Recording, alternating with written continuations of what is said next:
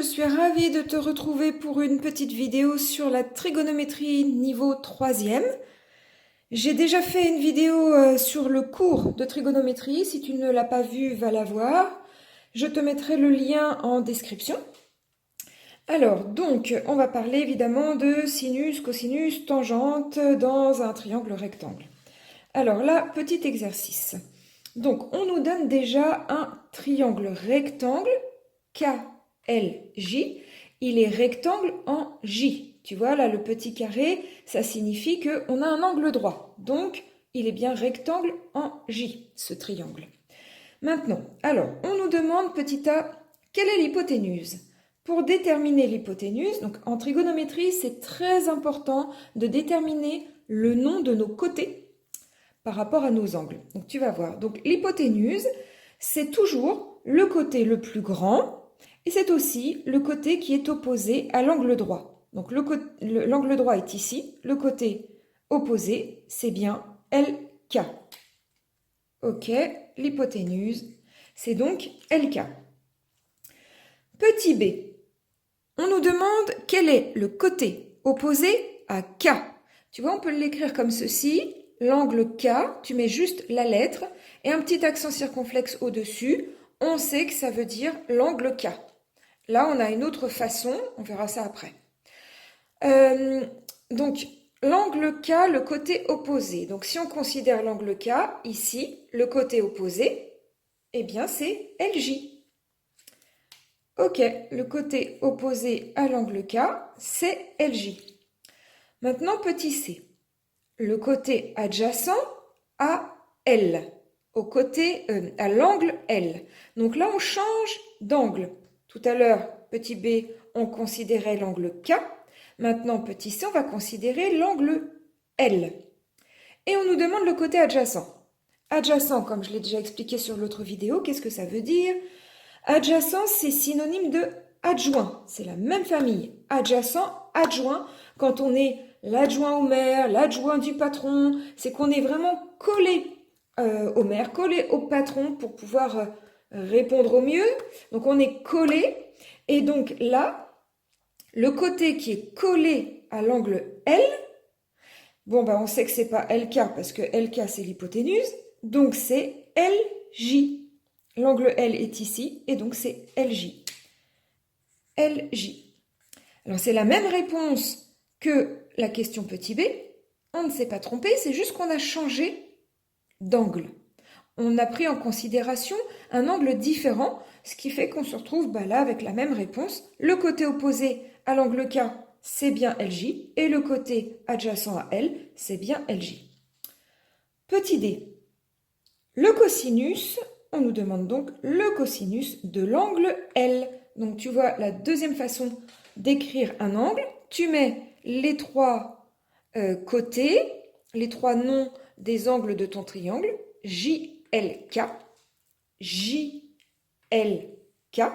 C'est donc que tu considères cette ouverture ici, cet angle-là, L. La lettre qui est au milieu, c'est l'angle que tu considères avec toujours un petit chapeau chinois, là, un accent circonflexe sur le dessus. Donc, le cosinus d'un angle, toujours. Hein. Tangente d'un angle, sinus d'un angle, cosinus d'un angle. Ça peut pas être sinus, cosinus, tangente et rien après. Hein. C'est comme si tu mettais un L apostrophe et rien après. Donc, c'est L apostrophe avec quelque chose, quoi. L'arrêt, l'opposé, voilà, l'adjacent, l'hypoténuse. Bon, alors, le cosinus de l'angle L. Alors là, il faut connaître notre formule.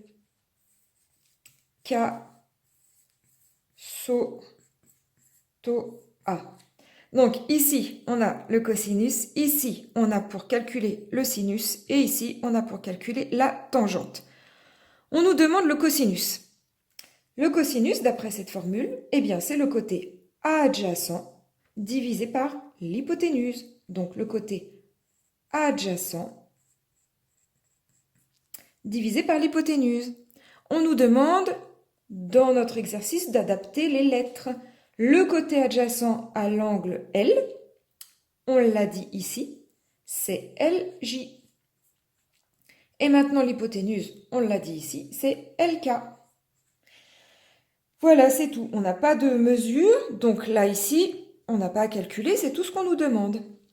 Maintenant, la tangente.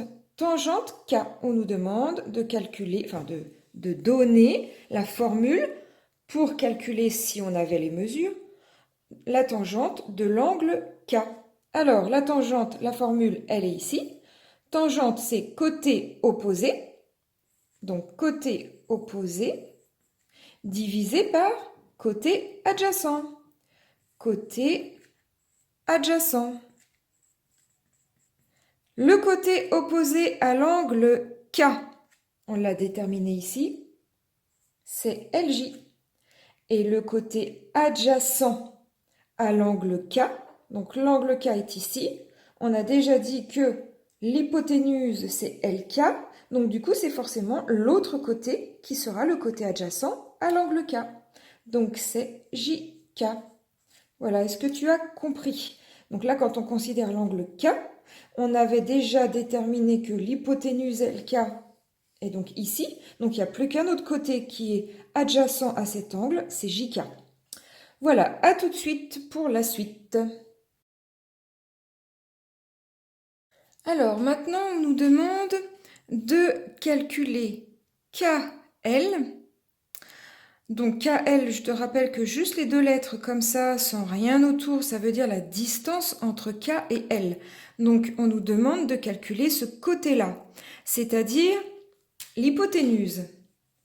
D'accord? Ça c'est l'hypoténuse, étant donné que c'est le côté le plus grand, mais aussi le côté opposé à l'angle droit.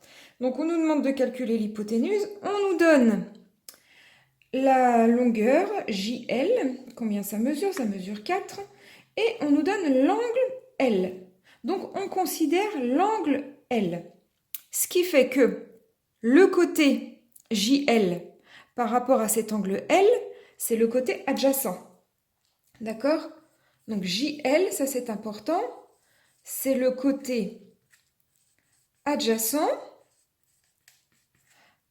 à l'angle JLK, c'est-à-dire l'angle L. Très bien. Donc on a le côté adjacent et on veut l'hypoténuse.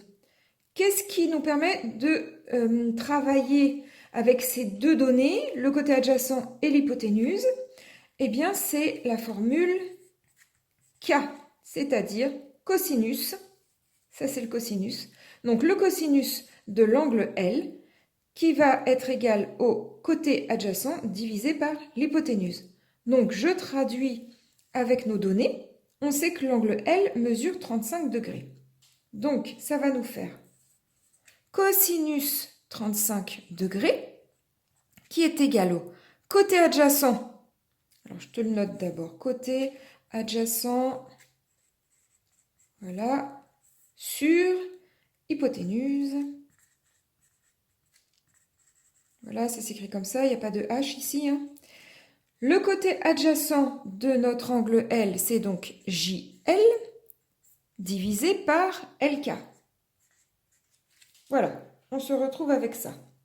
D'accord? Je te le réécris. Alors, je te le réécris juste en dessous. J'effacerai après. Donc, cosinus 35 égale, je te remplace directement. JL, on sait que c'est donc 4. Et on veut KL. Ça, c'est notre point d'interrogation. Comment on fait? Alors, là, en fait, il faut voir qu'on a une égalité de deux fractions. Cosinus 35 sur ta calculatrice, ça va être un numéro. Cosinus 35, c'est aussi cosinus 35 sur 1. Donc, il faut que tu vois ça comme une égalité de fractions. Égalité de fractions, pour avoir ton inconnu, qui est ici, eh bien, tu vas faire le produit en croix. Ça fois ça, ça fois ça. Donc, KL fois cosinus 35 égale ça fois ça. 4 fois 1, tu vois le produit en croix? Ça fois ça égale ça fois ça. Produit, ça veut dire multiplier, et tu vois, ça forme une croix.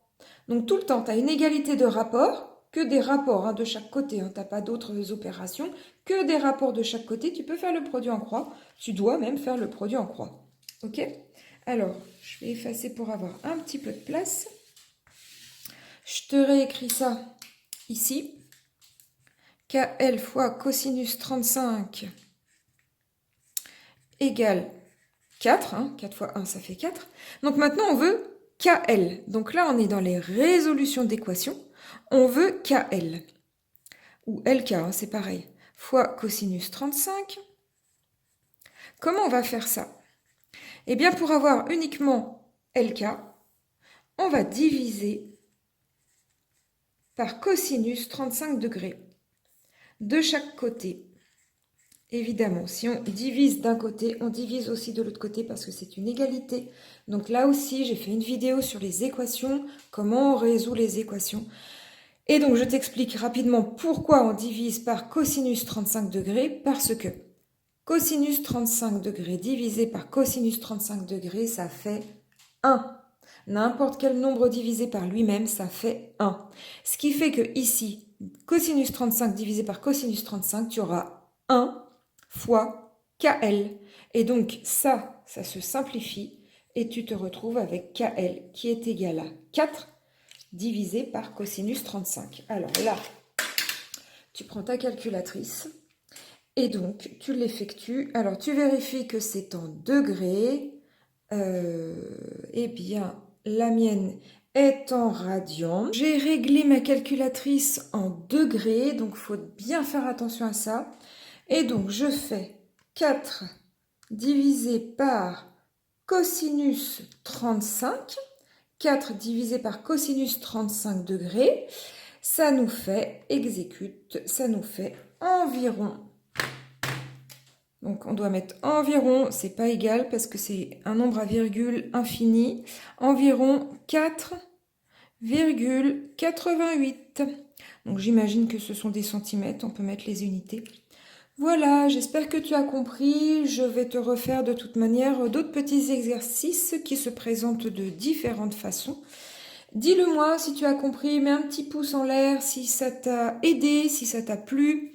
N'hésite pas à me demander des choses un peu spécifiques sur lesquelles tu bloques.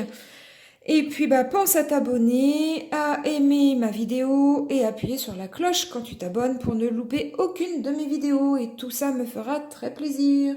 Je te souhaite plein de bonnes choses, bonnes vacances, bonne nuit ou tout ce que tu veux. À bientôt!